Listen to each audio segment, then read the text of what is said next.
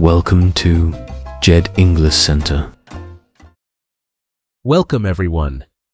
Today, I bring you a story that will shock you, surprise you, and make you realize how close the world once came to total destruction. This is not just a story. This is the real-life event that almost started World War III, and the man who stopped it. Deep inside a hot, dark Soviet submarine, three men were arguing. Above them, American warships circled like sharks. On the table lay an order to launch a nuclear torpedo, a weapon powerful enough to destroy millions. Two of the men said yes, but one man said no. His name was Vasily Arkhipov, and his calm refusal that day saved the world. But who was this man? Why did he say no when everyone else was ready to fight? And how did his single decision change the course of history forever? That is the story we will uncover, piece by piece. So sit back, listen carefully, and improve your English listening skills while learning one of the most incredible true stories of the Cold War. Let's begin.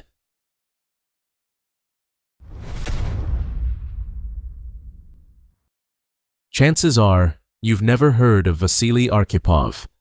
His name isn't famous like the world leaders of his time. For decades, his story was a military secret, locked away in classified files.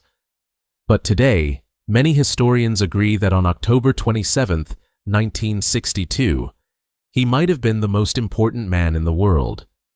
Thomas Blanton, who directed the U.S. National Security Archive, put it simply, saying, "Arkhipov saved the world." This is the story of a quiet hero. It's a story about unimaginable pressure, courage, and how one person's calm judgment can change the course of history. As you listen, you'll not only discover this unbelievable true story, but you'll also learn English. We'll use clear language and walk through the events step by step. So, let's go back in time to understand the man and the moment that almost ended everything.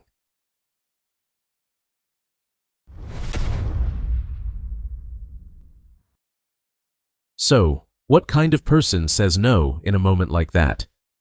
To understand Vasily Arkhipov's decision, you have to understand the man. Vasily Alexandrovich Arkhipov was born on January 30, 1926, in a small town near Moscow to a simple peasant family, a world away from global politics. But like so many of his generation, war shaped his life. He started his naval training at the Pacific Higher Naval School and served in the Soviet-Japanese War in August 1945 on a minesweeper, a ship that clears deadly underwater explosives. After graduating in 1947, he joined the submarine fleet, serving across the Black Sea, Northern, and Baltic fleets. Among his peers, Arkhipov was known as a calm and steady hand. He wasn't a man who panicked easily. That reputation was cemented just 1 year before the Cuban Missile Crisis, during a terrifying incident that nearly ended in disaster. In July 1961, Arkhipov was the executive officer on a new nuclear submarine, the K-19. While on exercises near Greenland, the sub suffered a massive failure, a major leak in the reactor's coolant system. Without cooling, the reactor would overheat and melt down, causing a catastrophic nuclear explosion. To make matters worse, the radio was broken, so they couldn't call Moscow for help. The situation was desperate. The captain ordered the engineering crew to rig up an emergency cooling system. This was an incredibly dangerous, almost suicidal job, forcing the men to work in an area flooded with intense radiation. Arkhipov backed his captain, helping keep order and prevent panic from taking over the crew. The engineers heroically managed to stop a meltdown, but the cost was horrific. The men who worked on the reactor received fatal doses of radiation. Many died within a short time, and more than a dozen others died over the next 2 years. Arkhipov himself was exposed to a heavy dose of radiation, which likely contributed to the health problems he faced later in life. This disaster, known as the K-19 accident, had a profound impact on Arkhipov. He had seen the terrifying power of nuclear energy up close. He understood its human cost better than almost anyone. It was this hard-won wisdom, this courage forged in crisis, that would prepare him for an even greater test.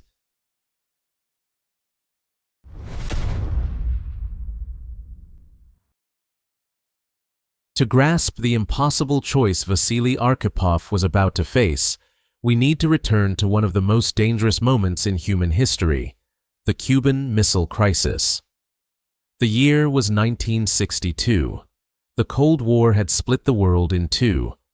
The United States and the Soviet Union stood on opposite sides, each with thousands of nuclear weapons, enough to destroy the world many times over. People everywhere lived with a constant, nagging fear of nuclear war. That spring, the Soviet leader, Nikita Khrushchev, made a secret and incredibly risky move. He decided to place nuclear missiles in Cuba, an island nation just 90 miles from the coast of Florida. From there, Soviet missiles could hit major American cities in minutes. Khrushchev had his reasons. He wanted to protect Cuba, a new communist ally, from a U.S. invasion. He also wanted to level the playing field, since the U.S. had recently placed its own nuclear missiles in Turkey and Italy, right on the Soviet Union's doorstep. The entire operation was top secret.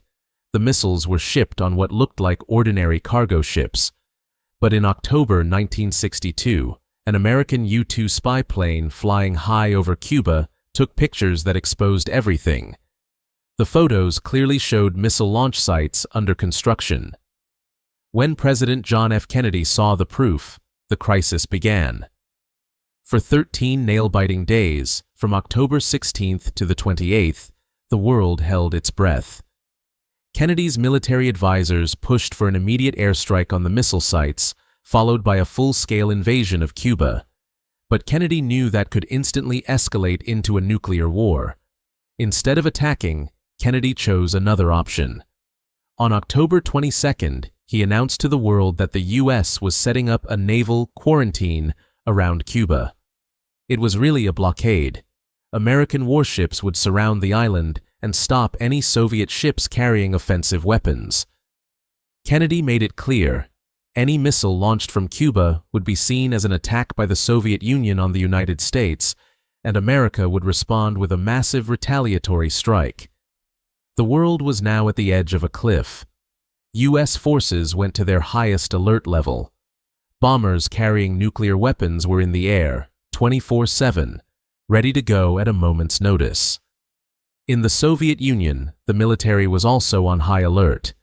Everyone was waiting and watching. And it was into this atmosphere of extreme tension that 4 Soviet submarines, each carrying a deadly secret, were sailing toward the American quarantine line.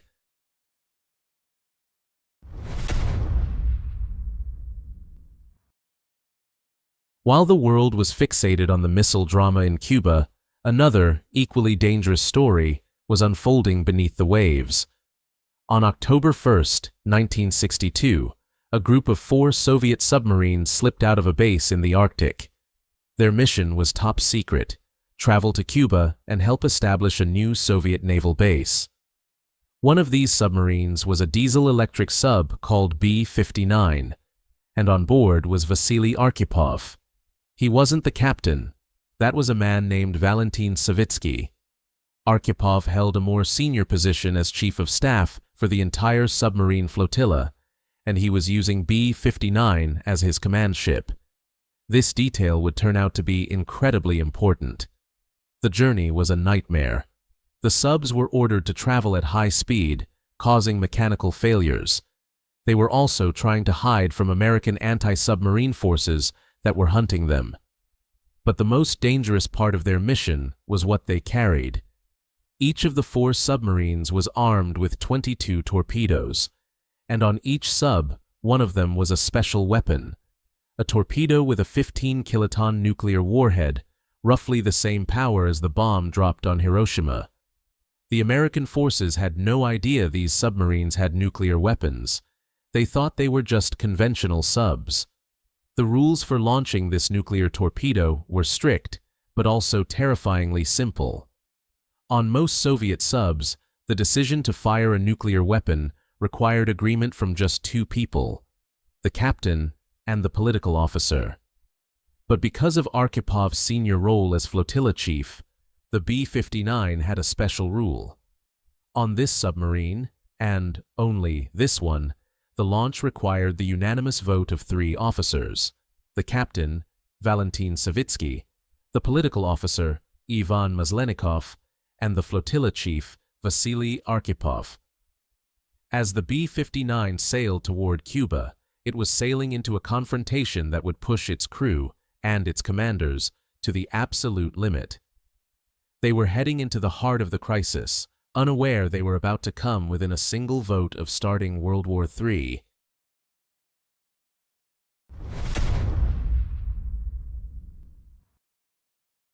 By October 27, 1962, the submarine B-59 was in a desperate spot. For days, it had been hiding deep underwater to avoid the American Navy. This meant they'd lost all radio contact with Moscow. The crew was totally cut off from the world. They didn't know if war had already started. The only information they had may have come from picking up American civilian radio broadcasts before they went deep, which spoke of nothing but tension and conflict. The conditions inside the sub were becoming inhuman. The B-59 was built for the freezing Arctic, not the warm Caribbean. Running deep for days, the air conditioning failed. Temperatures inside soared past 122 degrees Fahrenheit or 50 degrees Celsius.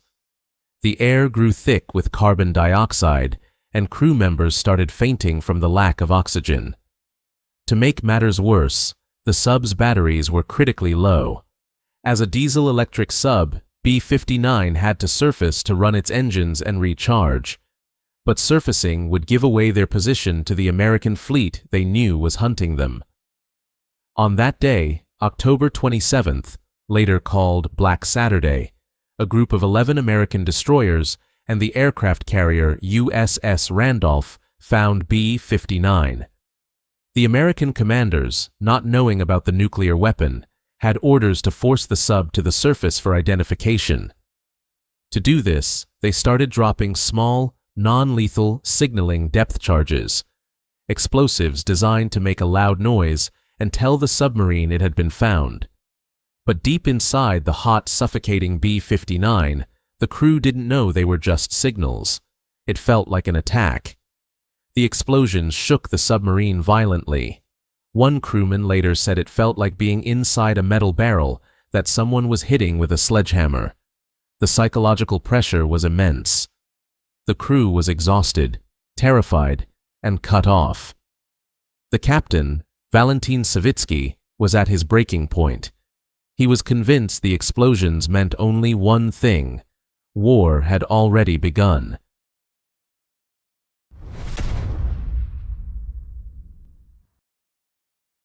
Inside the control room of the B-59, it felt like the world was ending. Explosions from the depth charges hammered the hull. Lights flickered. The men gripped whatever they could, their faces slick with sweat in the unbearable heat. Captain Valentin Savitsky was furious. "We're gonna blast them now," he shouted. "We will die, but we will sink them all. We will not become the shame of the fleet." In his mind, there was no other choice. Cut off from Moscow and believing he was under attack, he thought World War III was raging above.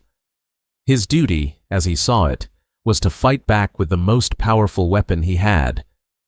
He ordered the nuclear torpedo readied for launch. The target, the massive American aircraft carrier, the USS Randolph. The political officer, Ivan Maslenikov, agreed. The fear and pressure had pushed him over the edge. He gave his consent. Now, 2 of the 3 officers had said yes. On any other sub in the flotilla, that would have been enough. The order would have been given. The torpedo would have been fired. But on the B-59, one more man had to agree. Vasily Arkhipov. A fiery argument erupted in the cramped control room. Savitsky was emotional and angry, convinced he was acting in self-defense. But Arkhipov remained calm, the lone voice of reason in a room consumed by panic. He argued against the launch. He pointed out that the explosions weren't actually damaging the hull. If the Americans really wanted to destroy them, he reasoned, they'd be using much more powerful weapons. These were signals, not attacks. He insisted they had no orders from Moscow to fire. Launching a nuclear weapon without a direct order was unthinkable and would have consequences they couldn't take back. We don't know for sure that war has started, he argued. Launching this torpedo will guarantee it. He understood that firing the weapon was the point of no return. It would trigger an immediate, massive nuclear response from the United States, leading to a war that would kill millions. Archipov's reputation mattered in that moment. The other officers respected him. They knew he was no coward. They knew of his bravery during the K-19 disaster just a year before. He had faced a nuclear crisis and kept his head. His calmness and clear logic started to break through the captain's panic. He persuaded Savitsky that launching the torpedo was a catastrophic mistake. Their best option, he urged, was to surface, make contact, and wait for new orders from Moscow. Slowly, agonizingly, Captain Savitsky was convinced. He canceled the order.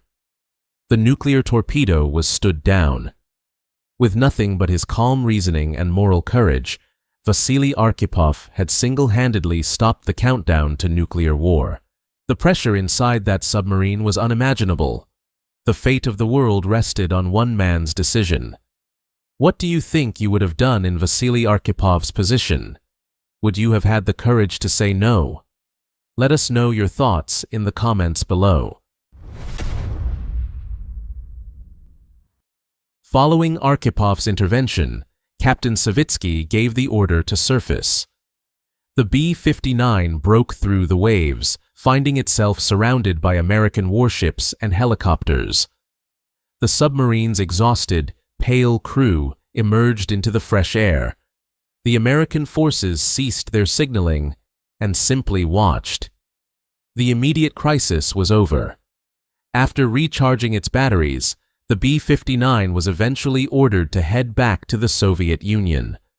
The world remained completely oblivious to how close it had just come to annihilation.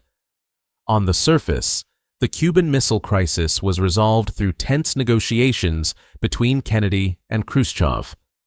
The Soviets agreed to remove the missiles from Cuba. In exchange, the U.S. promised not to invade the island and secretly agreed to remove its missiles from Turkey and Italy. For decades, that was the story everyone knew. The secret of what happened inside the B-59 stayed locked away. Arkhipov and the crew of B-59 didn't return home as heroes. In fact, they faced a frosty reception from some of their superiors. One furious admiral reportedly told them, "It would have been better if you'd gone down with your ship." In his eyes, surfacing the sub was a failure. The military leadership was angry that their secret submarine mission had been exposed. For nearly 40 years, the story of Archipov's decision remained a secret. The world owed its survival to a man whose actions weren't celebrated, but criticized. He had saved millions of lives, and no one even knew it.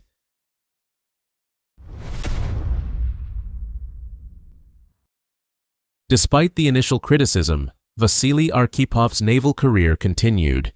He kept serving in the Soviet Navy, eventually commanding entire submarine squadrons. His quiet competence was still valued. He was promoted to Rear Admiral in 1975 and later became head of the prestigious Kirov Naval Academy. In 1981, he was promoted again to Vice Admiral, a high rank reflecting a long and distinguished career, before retiring in the mid-1980s. Arkhipov lived out the rest of his life quietly near Moscow. He never spoke publicly about the events of October 27, 1962. He never sought recognition for what he did. He was a humble man, who simply believed he had done his duty. Vasily Arkhipov passed away on August 19, 1998, at the age of 72. His death from kidney cancer is widely believed to be a consequence of the heavy radiation he was exposed to during the K-19 accident years earlier. It wasn't until after the fall of the Soviet Union that his story began to trickle out. At historical conferences in the early 2000s, other former Soviet officers who were there finally started to talk. Eyewitnesses from the B-59 credited Arkhipov as the sole reason the nuclear torpedo was never fired. As historians pieced together the newly available records, they realized that the world had been saved not just by famous leaders, but by a little-known submarine officer in the middle of the Atlantic. In 2017, the Future of Life Institute presented Archipov's family with a posthumous award, finally giving him the recognition he deserved.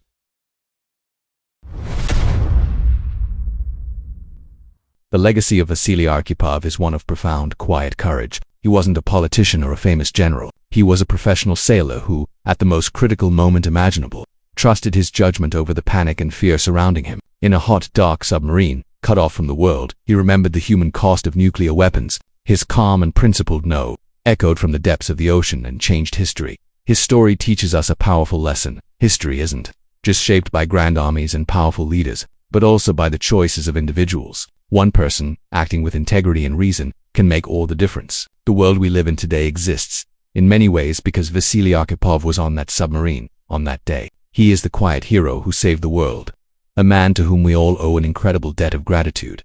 If you enjoyed learning English with this amazing true story, please give this video a like and subscribe to our channel. Don't forget to hit the notification bell so you won't miss our next story. Thanks for watching.